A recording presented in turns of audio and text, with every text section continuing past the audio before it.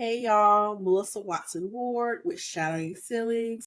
Thank you for tuning in to another interview with our podcast of Shattering Ceilings here on the Arena SC. We're so glad that you're here and you keep coming back for good content. Today we're going to talk about Project 2025 with LGBTQ plus policy issues. I am joined by Cristina from the Harriet Hancock Center, and so we're going to dive into this conversation. So, Cristina, thank you for joining us today. Can you start off by telling us a little bit about the Harriet Hancock Center? Who you are, what do you do? Yeah, absolutely. Well, first, thank you so much for having me on. I'm not excited, but also excited to be here. So the Harry Hancock Center was founded 31 years ago. It is one of the only community and resource centers for LGBTQ folks in South Carolina, and we serve everybody. We have programming that is peer support and social for youth, as well as for adults. We are located in the Midlands. However, our reach is definitely expansive and goes further than those 13 counties. And I would say beyond our peer support and our social programming, we also do a lot of community partnerships and collaborations, especially with organizations that are doing other social justice work, public health work as well. Awesome, awesome. So y'all are like just a resource, a center for a multitude of issues Yep. relating to LGBTQ plus rights and policy needs and resources. So that's wonderful and wonderful to know that you are a resource for the community. Yeah. So the reason I brought you on, oh, I've been talking a lot about Project 2025, and I will be transparent. I have not read all 900 and something pages, but I've done a lot of searches of it. So if you are interested in specific policy topics, I would encourage you to, what is it, Control F and search different topics, different words. You do a keyword search to bring up what issue you're concerned with and seeing how they're addressing it. And one that I did was looking at LGBTQ plus rights. And y'all, it's very scary. They essentially wish to erase a whole group of people from existence as in the federal government. And so I wanted to bring Christina on and talk a little bit more about, from her standpoint, at the center, what what are your thoughts on the policy manifesto that is Project 2025 and what the Heritage Foundation is trying to do regarding LGBTQ plus rights? So I will also say I am not an expert on Project 2025's manifesto. I have also not read all of the pages, but I have done similar to what you have done, is kind of searching different sections, seeing what kind of keywords pop up, especially when we talk about the intersection of identity. Um, the LGBT community, it is so expansive. It includes people of color. It includes people of all ages, people who are from the United States, and obviously globally. There are so many, I think, overlaps that we also have to look at when we're even talking about how do we talk about the expansive nature of the community. So I think things that are terrifying is how anti-democratic this is, right? And I think a lot of people have said that this is anti-democratic. I think a lot of people have also said this is very authoritarian. And so we talk about taking people's rights away. People who are in power, they want to stay in power because it benefits them. That is terrifying. And I think some of the keywords that I had searched were, obviously LGBT, transgender, DEI, and to see some of the context around those keywords, other than terrifying, it's also frustrating. I feel like frustrating is a really great way for me to kind of describe like where I am sitting in this as well, because it does feel like a reversal. One of the hits that I got, so there are 12 hits when you actually look up LGBT. And one of the hits, the context around that actually mentions the nuclear family and that we should be prioritizing the nuclear family, that this manifesto wants that. And if you look up, well, when was that term even coined? Like that's 1955. So like I said, I think for me, kind of knowing that this exists and these thought processes are out there, whether they are connected to a specific candidate or not, this is what a party, a large group of people, this is their wish list essentially. And I had been listening to another podcast, and they had even explained, I wonder if this is kind of like the correction or the overcorrection for what they believe to be their party's failures. So creating this document so that whatever happened during, Trump's last, um, term in office can't happen again. That, this really is the agenda, regardless of whoever is sitting in that Republican seat. So yeah, I think it is scary, and like I said, I think frustration that this kind of stuff exists today. How so with you know these things like Project 2025 being put out there, and honestly, y'all, I would say we've already started Project 2025 in some cases. States are testing the boundaries of what it can do. State ledge are introducing policies, they're introducing laws, like we saw with the Ten Commandments from what was it, Indiana, I think, where they're introducing it into the schools. They're testing out different policy things right now to see what they can get away with. And with all the conservative judges that Trump put on the bench, things can be held, be put enshrined into law and held up. And so we have got to be careful in thinking that this is just a 2025 or just a Trump policy, and realize that they are enacting that stuff now. And we've seen some of that enacted here in South Carolina in our last session, particularly attacking LGBTQ plus and trans rights. And so they are essentially trying to marginalize a population that, as Christina just said, has intersecting identities. So it affects people of color, it affects women, it affects youth, it affects men, it affects all of us because of those intersecting identities. How This may seem like a trivia question, but how is the community holding up with all these attacks on it right now? I mean, how are you finding peace in everything that's happening? Yeah. Oh, that's such a good question. You're right. It does feel like a trivia question. Um, I think this past legislative cycle, we saw a few dozen pieces of legislation in South Carolina that were anti-LGBT, but I'd say even more specifically anti-trans.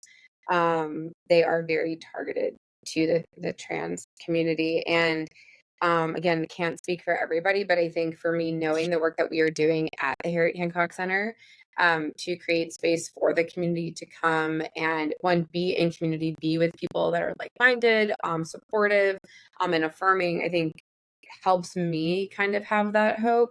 I think also seeing the small pockets of the good work, of the people who are still showing up and doing the work that, even when you're commiserating with each other, you're doing this work together. I think, again, kind of on that concept of intersectionality of identity, this manifesto calls the rainbow flag a divisive symbol. It also says the Black Lives Matter flag is a divisive symbol.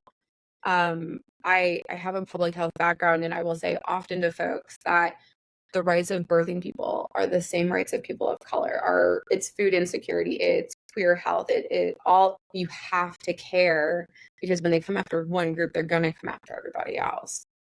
They are. And going back to what you said about the nuclear family, it makes me think about South Carolina already has restrictive rule around like foster care and adoption and things of that nature. And I'm just thinking like, and y'all, we're not saying, oh, a two-parent household is a bad thing necessarily. What we're saying is that there are families that aren't just a two-parent household or a father and mother. There are families that look very different for very different reasons. And so this idea that your family is less than because it doesn't exist as just a man and woman, father and mother, and that your family should be penalized for that. They're looking to penalize essentially families that don't fall within that nuclear quote unquote family structure. And families are made up of very different people, very different structures for again a multitude of reasons. And it worries me that we could be penalizing people if they're in same-sex marriages and they have families, you know, or how far will this manifesto go in holding up the nuclear family compared to those families?